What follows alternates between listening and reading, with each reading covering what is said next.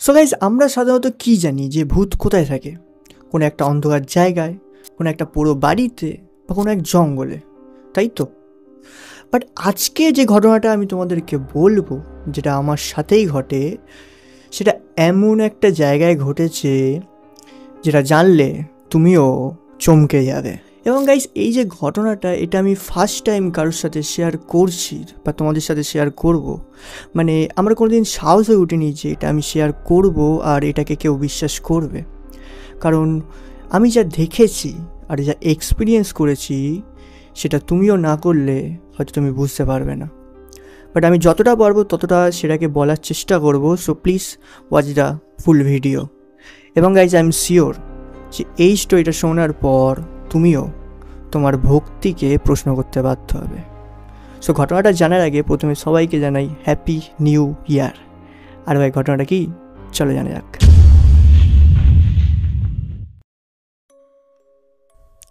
তো গাইস, এইসব শুরু হয় যখন থেকে আমার মা কৃষ্ণ ধর্মের পথটা বেছে নেয়। এবার গাইস, আমার মার এই বৈষ্ণব ধর্ম বা এই কৃষ্ণ ভক্তি পথটা বেছে নেওয়ার পিছনেও একটা অবিশ্বাস্য কাহিনী আছে, যেটা আমি তোমাদেরকে একটু ছোট্ট করে বলি, কারণ তোমরা পরে গেলে এটাকে রিলেট করতে পারবে। তো আমার বয়স তখন খুব জোর হলে 10 বছর হবে। সেই সময় আমাদের পুরো ফ্যামিলিকে, অর্থাৎ আমার মা, বাবা, দাদা, আমাকে, আমরা যেখানে আগে থাকতাম অর্থাৎ আমাদের পুরানো বাড়ি, সেই বাড়িতে কিছু সাম্প্রতিক ঝামেলার ফলে আমাদের সেই বাড়ি থেকে তাড়িয়ে দেওয়া হয়। এবার গাইস, যখন এই ঝামেলাটা হয় তখন আমার বাবা বাড়ি ছিল না, যার ফলে সে যখন রাত্রিবেলা এসে এই ব্যাপারটা জানতে পারে তখন তার কষ্টে বুক ফেটে যায়। এবং সে সঙ্গে সঙ্গে আমার মা এবং আমাদের সবাইকে সেই রাতেই মামার বাড়িতে পাঠিয়ে দেয় এবং প্রতিজ্ঞা করে যে এই বাড়িতে আজ থেকে সে জীবনে পা রাখবে না। কারণ ভাই, তোমরা জানো যে একটা মা যখন তার ছেলেকে তার বাড়ি থেকে তাড়িয়ে দেয়, ছেলের কতটা কষ্ট হয়। আর এখানে তো পুরো তার ফ্যামিলিকেই তাড়িয়ে দেওয়া হয়। তখন বাদ দাও। তো এখন এই সময় আমাদের পুরো বংশে যে একমাত্র বৈষ্ণব ছিল, সে ছিল আমার দিদিমা। এবার আমার মা যখন আমার দিদিমার বাড়ি যায়, অর্থাৎ আমার মার বাড়ি গিয়ে কাঁদতে কাঁদতে আমার দিদিমাকে সব কিছু খুলে বলে, তখন আমার দিদিমা একটা কথাই বলে যে, মা, যার কেউ নেই না, তার ভগবান আছে। তুই ভগবানের কাছে প্রার্থনা কর, দেখ সব কিছুই ঠিক হয়ে যাবে। অ্যান্ড গাইজ, তুমি বললে বিশ্বাস করবে না, আমাদের তখন থাকার জায়গা বলতে সেই পুরানো বাড়ির একটা ছোট কুটির ঘর ছিল। এবং কয়েকদিনের মধ্যেই আমার বাবা খুবই কম দামে, মানে একদম কম দামে একটা জায়গা পেয়ে যায়, যার উপরে আমরা এখন বাস করি বা যেখানে বসে আমি এখন ভিডিও বানাচ্ছি। এই ঘটনার পর থেকে আমার মা কৃষ্ণ ধর্মের পথে, অর্থাৎ বৈষ্ণব পথে আরও মগ্ন হয়ে যায়। এবং প্রত্যেক বছর কার্তিক মাসে, অর্থাৎ যেই সময় প্রদীপদান হয় না, সেই মাসে প্রত্যেক বছর আমার মা মায়াপুরে প্রদীপদান করতে যায়। তো এইবার আসি আমরা আমাদের মেন ঘটনায়। তো এবার এই যে ঘটনাটা, এটা শুধু আমার একার সাথে না, আমার সাথে যেসব ফ্যামিলি মেম্বাররা ছিল সেখানে, তাদের প্রত্যেকের সাথেই এই ঘটনাটা ঘটেছিল বা তারা কিছু না কিছু দেখেছিল। তো প্রতিবারের মতো এইবারও আমরা আমাদের ফ্যামিলি, যেখানে আমরা 4 জন, ও মামার বাড়ির ফ্যামিলি, তারা সবাই মিলে একসাথে পৌঁছে যাই এরম শীতকালের দুপুরবেলা শ্রীধাম মায়াপুরে। আমরা সেবার মায়াপুরে গেছিলাম দুটো উদ্দেশ্যে। এক, প্রদীপদান, সেটা তো অবশ্যই আছেই, আর তার সত্ত্বে আর একটা উদ্দেশ্য ছিল, যেটা হলো আমার মা যে মঠ থেকে দীক্ষিত নিয়েছিল বা দীক্ষা নিয়েছিল, সেই মঠের যে গুরুদেব ছিল তার সেবার জন্মতিথি সেখানে পালন করা হচ্ছিল। এবার যেহেতু সেইবার গুরুদেবের জন্মতিথি এই মঠে পালন করা হচ্ছে বা মায়াপুরে পালন করা হচ্ছে, তাই বহু দূর দূরান্ত থেকে লোকেরা মায়াপুরে এসে এই মঠে হাজির হয়, যার ফলে প্রথমত আমাদের ঘর খুঁজে পাওয়াটা খুবই কষ্টের হয়ে যায়। বাট যেহেতু আমার দিদিমা, আমার মাসির ছেলে টেলে ওখানেই থাকতো, তাই তারা অনেক চেষ্টা করার পরে রাস্তার একদম ধারে একটা ঘর পায়। ঘরটা এমনি বাইরে থেকে দেখতে একদম নর্মাল, ভিতর থেকে দেখতেও একদম নর্মাল। আমরা পুরো ঠিক করেই নেই যে এই ঘরটাই আমরা থেকে যাব কয়েকদিন। বাট আমরা যখন বাথরুমে যাই তখন দেখি বাথরুমের প্যানে লিটারালি হাগা ভাসছে। মানে গাইজ তুমি বললে বিশ্বাস করো না, সেই দৃশ্যটা এতই জঘন্যতম দৃশ্য, যার ফলে আমরা সঙ্গে সঙ্গে গিয়ে এখন যে ইনচার্জ ছিল তাকে গিয়ে নালিশ করি। এবং ইনচার্জ যখন আসে এবং দেখে, সেও প্রায় গা গুলিয়েই ফেলে, এবং যার জন্যে সে ডিসাইড করে যে আমাদের রুমটা চেঞ্জ করে দেবে। এখন ইনচার্জ আমাদের রুমটা চেঞ্জ করে দিয়ে একদম মঠের একদম পিছন দিকে একটা কর্নারে একটা 4তলা বিল্ডিংয়ের গ্রাউন্ড ফ্লোরে আমাদের একটা রুম দেয়। একটা না, দুটো রুম দেয়। একটা রুমে ছিলাম আমাদের ফ্যামিলি, আর একটা রুমে ছিল আমার মামার বাড়িদের ফ্যামিলি। ফ্ল্যাটটা বাইরে থেকে এক নজরে দেখলে তুমি এটা পুরো বুঝতেই পেরে যাবে, এক চান্সে বুঝে যাবে যে এই ফ্ল্যাটটা আজকে না, বহু বছর আগে এই ফ্ল্যাটটাকে বানানো হয়েছিল। এখন যেহেতু আমি সেই সময় বাচ্চা ছিলাম, খুব একটা বয়স হয়নি তাই, এবং একটা নতুন জায়গায় বা ঘুরতে যাওয়ার এক্সাইটমেন্টে আমি এক্সপ্লোর করতে চলে যাই। এবং আগাগোড়াই ছোটোবেলা থেকেই আমার এই এক্সপ্লোরেশন, অ্যাডভেঞ্চার এইসব আগাগোড়াই ভালো লাগতো। বাট আমার জানা ছিল না যে এই এক্সপ্লোরেশনই আমার জীবনের সবথেকে বড় নাইটমেয়ার হয়ে দাঁড়াবে।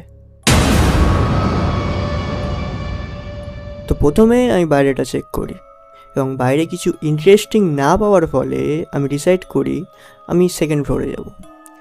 তো ফ্ল্যাটটার একটু গঠনটা আমি তোমাদের বলে দিই। তো ফ্ল্যাটে যখন ঢুকছো তার বাম দিকেই পড়ছে তোমার সিঁড়ি, যেটা তোমার সেকেন্ড ফ্লোরে কানেক্ট করেছে। এবার সেকেন্ড ফ্লোরে আমি যখন পা দিই বা সেকেন্ড ফ্লোরে আমি যখন উঠি, তার ডান দিকে কোনো জায়গা নেই, যা আছে বাম দিকে একটা সোজা পথ চলে গেছে, যেটা শেষে একটা ঘরের সাথে গিয়ে কানেক্ট করেছে। গাইস, তখন কার্তিক মাসের বিকেলবেলা, সূর্য এখনও মাথার উপরে আছে, এবং এর ফলে সূর্যের যে আলোর ফলে যে চারদিকটা দেখা যায় এটা তো তোমরা জানোই। কিন্তু গাইস, আমি যখন সেই ঘরটার দিকে দেখি, সেই ঘরে সূর্যের একটুও আলো সেখানে পৌঁছাচ্ছিল না। মানে ঘরটায় একদম ঘুটঘুটে অন্ধকার বললেই চলে। এবং গাইস, কেন আমি জানি না, আমি না চাইলেও, মানে আমার মন না চাইলেও আমার শরীর যেন অটোমেটিক সেই ঘরের দিকে চলে যাচ্ছিল। And at the point of time আমি যখন ঘরের দিকে যাওয়া চালু করি, আমার পুরো ফিল হয় যে কেউ যেন সেই ঘরের গভীর অন্ধকার থেকে আমাকে এক দৃষ্টিতে দেখে যাচ্ছে। লাইক তোমাদের ফিল হয় না যে তুমি কোনো পাবলিক জায়গায় গেলে তোমাকে যদি কেউ দেখে তোমার একটা সিক্স সেন্স কাজ করে, ঠিক তেমনই আমারও ফিল হচ্ছিল। কিন্তু কে বা কি ভিতর থেকে আমাকে দেখছে সেটা আমি জানতে পারি। এরপর আমি পৌঁছে যাই ঠিক ঘরটার সামনে। বাট এত অন্ধকার থাকা সত্ত্বেও আমার যেন ফিল হচ্ছিল কেউ যেন আমাকে তার ভিতরেই ডাকছে, সেই অন্ধকার ঘরের ভিতর আমাকে ঢুকতে বলছে। এবং গাইস, এইভাবেই আমি যখন এক পা ভিতরে সবে ঢোকানোর চেষ্টা করি, সঙ্গে সঙ্গে একটা ঘন্টার আওয়াজ আমার কানে বেজে আসে, যেটা ছিল মন্দির খোলার ঘন্টার আওয়াজ। লাইক মায়াপুর বা অন্য জায়গায় তুমি দেখবে যে কোনো যখন মন্দির খোলা হয় তখন ঘন্টা বাজানো হয়, যাতে সবাই ঘুম থেকে উঠে যায় বা যে যার কাছ থেকে মন্দিরে চলে আসে। এবং সেই ঘন্টার আওয়াজটা যখন আমার কানে আসে, আমার শরীর যেন সেন্সে ফিরে আসে। এবং সেই সময় আমি সেই জায়গায় এক মুহূর্ত দাঁড়াই না, আমি সেখান থেকে দৌড়ে যেখানে আমাদের ঘরটা দেওয়া হয়েছিল সেখানে ঢুকে যাই। গাইস, এরপর এই ঘটনাটা আমি কাউকে বলি না। এবার এই যে ঘটনাটা হলো, এটা হলো ফার্স্ট ঘটনা যেটাতে আমি কিছু ফিল করেছি।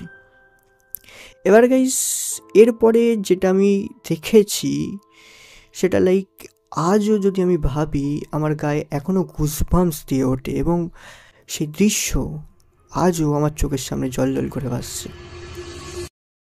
তো তারপরের দিন রাত প্রায় 8টার দিকে আমি আর আমার মাঝির ছেলে বিছানায় শুয়ে, মানে চিত হয়ে শুয়ে গেম খেলছিলাম।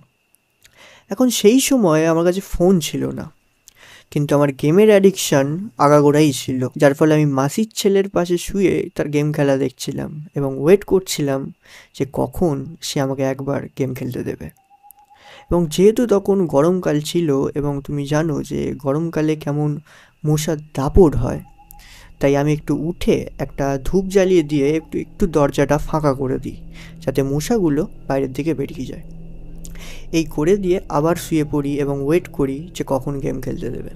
এবার প্রায় আধ ঘন্টা পরে এমন চিত হয়ে শুয়ে থাকার ফলে আমার ঘাড়টা একটু ব্যথা করে ওঠে, যার ফলে আমি ঘাড়টাকে একটু রিলিফ দেওয়ার জন্য একটু ঘাড়টা স্ট্রেচ করি বা একটু উঁচু করি। উঁচু করতেই আমার চোখ যায় সেই দরজার ফাঁকটার দিকে। অ্যান্ড গাইস, তারপর আমি যা দেখি, আমি তখনই সেখানে ফ্রিজ হয়ে যাই। আমি দেখি সেই দরজার ফাঁক দিয়ে, লিটারালি ছোট্ট একটা ফাঁক, সেখান থেকে পুরো স্পষ্ট দেখতে পাচ্ছি যে একটা মহিলা পরনে সাদা নাইটি, চুলগুলো সব কটা সামনে এবং তার মাথায় একটাও পাকা চুল নেই। এবং বাচ্চারা যেমনভাবে হাম্বাগুড়ি দিয়ে চলে তোমরা তো জানোই বা তোমরা দেখেছো, ঠিক তেমনভাবে মহিলাটা চোখের সামনে দিয়ে নিমেষের মধ্যে বাঁদিকে রকেটের মধ্যে চলে গেল। Guys, at this point of time আমি বুঝতে পারি না যে কী হলো ব্যাপারটা, কারণ আমার একটু অড লাগে। কারণ আমাদের বলা হয়েছিল যে এই ফ্ল্যাটে তোমাদের 2 ফ্যামিলি বাদে আর কেউ এখানে থাকে না। এবং যখন আমি এই মহিলাটাকে এরমভাবে যেতে দেখি, আমার মাথায় প্রশ্ন আসে যে মহিলাটা কে, যার ফলে আমি মাসির ছেলেকে এইসব না বলে বা মহিলাটা দেখতে পেয়েছি এটা না বলে আমি উঠে হালকা দরজাটা খুলে এবার বাঁদিকে দেখি এবং দেখি সেই মহিলাটা ঠিক যেমনভাবে হাম্বাগুড়ি দিচ্ছিল, ঠিক তেমনভাবেই আমাদের পাশে আর একটা রুম, সেই রুমের ভিতর ঢুকে যায়। আমি ব্যাপারটা বুঝতে পারি না যে মহিলাটা এমনভাবে হাঁটছে কেন, যার ফলে আমি তাকে ফলো করে করে সামনের দিকে যাই। আমি যখনই সেই মহিলাটার দিকে যাচ্ছিলাম, কেন জানি না বাইরে এত গরম থাকা সত্ত্বেও আমার যেন গায়ে কাঁটা মেরে উঠছিল। কিন্তু সেই সময় লাইট সব কটা জ্বালানো ছিল তো আবার। এবং আমি যত সেই ঘরটার দিকে এগোচ্ছিলাম, তত একটা অদ্ভুত গন্ধ আমার নাকের দিকে আসছিল। সেই গন্ধটা আমি তোমাকে এক্সপ্লেন করতে পারবো না, সরি। এবার আমি যখন সেই ঘরের দরজার সামনে আসি এবং আমি যা দেখি, গাইস, সত্যি বলতে আমার মাথা পুরো তখন এবং এখনও সেই কথাটা ভাবলে ব্ল্যাঙ্ক হয়ে যায়। কারণ গাইস, আমি যখন সেই দরজার সামনে আমি দেখি সেই দরজায় বাইরে থেকে তালা মারা। তাহলে মহিলাটা কে এবং গেল কোথায়? মানে আমার মাথায় সেই সময় প্রচুর প্রশ্ন যাইছিল, কিন্তু তার উত্তর আমি একটাও খুঁজে পাচ্ছিলাম না। এবং এইটা দেখে যে দরজায় তালা মারা, এটা দেখার পর আমি নিজেকে সামলাতে পারি না এবং দৌড়ে আমার মা বাবা যে ঘরে ছিল সেই ঘরে ঢুকে তাদের সবাইকে এই কথাটা বলে দিই। যেটা শোনার পর সবাই, আমার মাও বলে, আমার মামিও বলে যে হ্যাঁ, আমরাও কিছু ফিল করেছি। এবং এটা যখন আমার দিদিমা শোনে, তখন দিদিমা আমাকে নিয়ে মঠের একটা বয়স্ক প্রভুর কাছে নিয়ে যায়। এবং যখন প্রভুকে এই কথাটা বলা হয় যে আমি কি দেখেছি, এটা যখন তিনি শুনতে পারেন, তিনি অবাক হন না। তিনি উপজে আমাদের বলেন, তিনি বলেন, আমি যখন এই মঠে প্রথমবার ঢুকি, আমার সাথে সাথে একটা মহিলাও ঢোকে, যাকে তার ছেলে এখানে ফেলে রেখে চলে গেছে। মহিলাটা প্রতিদিন আমাদেরকে বলতো যে জানো, আমার ছেলে কত আমাকে ভালোবাসে, আমাকে কত কিছু কিনে দেয়, আমাকে এখানে ঘুরতে পাঠিয়েছে। বাট সেই মহিলাটা জানতো না যে তার ছেলে তাকে বাড়ি থেকে তাড়িয়ে দিয়েছে। এবং যখন সেই মহিলাটা জানতে পারে যে তার ছেলে তাকে বাড়ি থেকে তাড়িয়ে দিয়েছে, তিনি প্রচুর কষ্ট পান। এবং এই শোকেই তিনি সেই দিনই বিষ খেয়ে সেই ঘরেই, অর্থাৎ আমাদেরকে যে ঘরটা দেয়া হয়েছিল তার পাশে যে ঘরটা বন্ধ ছিল, সেই ঘরে বিষ খেয়ে আত্মহত্যা করে। এবং তারপর থেকে যেই ফ্যামিলি এই বাড়িতে আসুক বা এই ফ্ল্যাটে আসুক, তার ছেলেদের, কেবলমাত্র ছেলেদেরকে এই মহিলাটা দেখা দেয়, এইটা ভেবে যে এই হয়তো আমার ছেলে, এবার হয়তো আমাকে নিয়ে যাবে। সো গাইজ, আই হোপ তোমাদের এই স্টোরিটা ভালো লেগেছে। যদি লেগে থাকে প্লিজ লাইক, শেয়ার, সাবস্ক্রাইব করে দাও। সো আজকের জন্য এতটাই। Tata, bye bye.